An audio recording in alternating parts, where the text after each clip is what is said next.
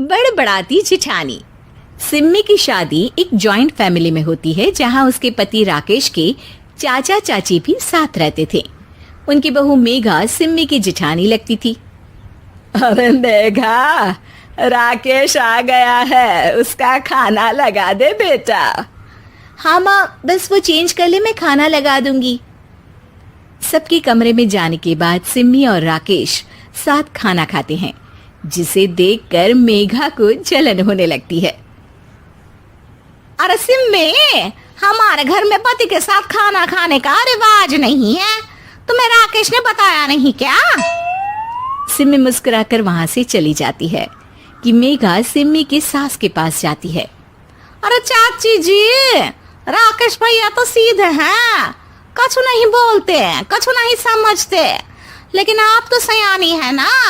अब देखिए, साथ बैठकर खाती है भैया के, कुछ झूठा मीठा उसका भैया के पेट में चला जाए तो सिम्मी को तो पाप लगेगा ना, पाप। सिम्मी मेघा की बात सुन लेती है लेकिन कुछ नहीं बोलती। अगले दिन, सिम्मी, मैं मुंबई जा रहा हूँ, तुमको चलना है तो साथ चलो।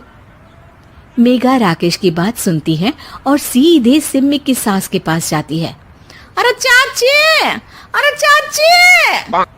अरे मेघा, क्या हो गया? बहुत परेशान लग रही है, सब ठीक तो है ना? अरे नहीं ना चाची, कैसा ठीक है? राकेश भैया मुंबई जा रहे हैं, आप तो जानती हैं कितने सीधे हैं, इतनी दूर जा रहे हैं, कहीं कुछ हो न जाए।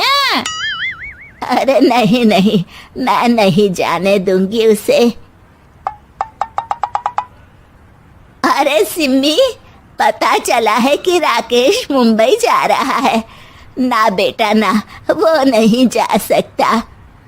अरे माँ, उन्हें ऑफिस के काम से जाना था, लेकिन आपको तो पता है ना, उन्हीं दिनों मेरे मायके में शादी है, तो वो अपनी जगह किसी और को भेज रहे हैं। अच्छा अच्छा, तो फिर ठीक है। सिम्मी समझ जाती है कि मेघा ने सास के कान भरे हैं। वो सास से कहती है, माँ जी, लेकिन हम दोनों कुछ दिनों के लिए मसूरी जा रहे हैं। आप तो जानती हैं कि शादी के बाद हम कहीं नहीं गए। अच्छा अच्छा, ठीक है, जाओ घुमाओ।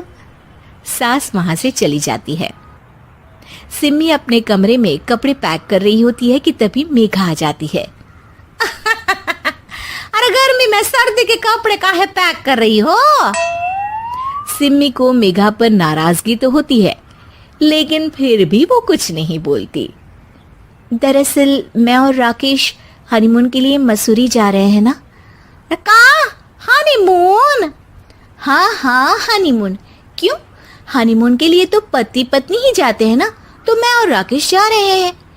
मेघा भागकर सिम्मी की सास के पास जाती है।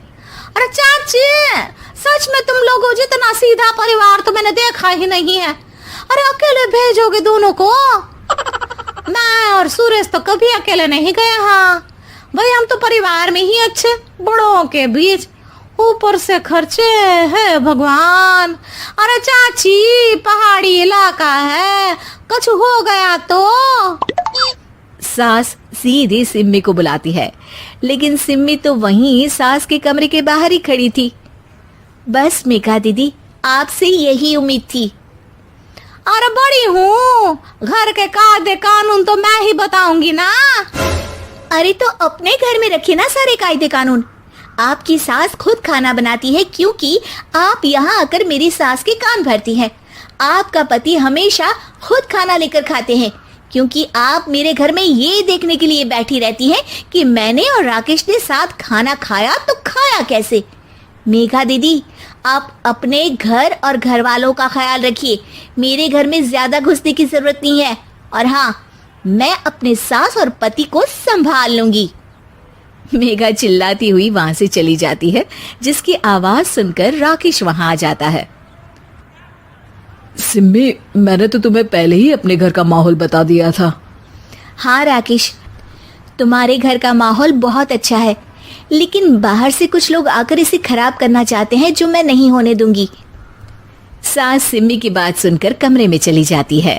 सिमी और राकेश घूमने जाते हैं और जब वापस आते हैं तो दरवाजे में मेघा और उसके पति खड़े होते हैं, वो भी सामान लेकर। अब छोटे मर्यादा तोड़कर घूम रहे हैं तो हम काहे नहीं। अरे भाभी, तो आपको किसने मना किया है? वैसे भी 4 दिन की जिंदगी है, दूसरों के घर में ताक झाक करके बिताने से अच्छा हो मौज करके ही बिताओ।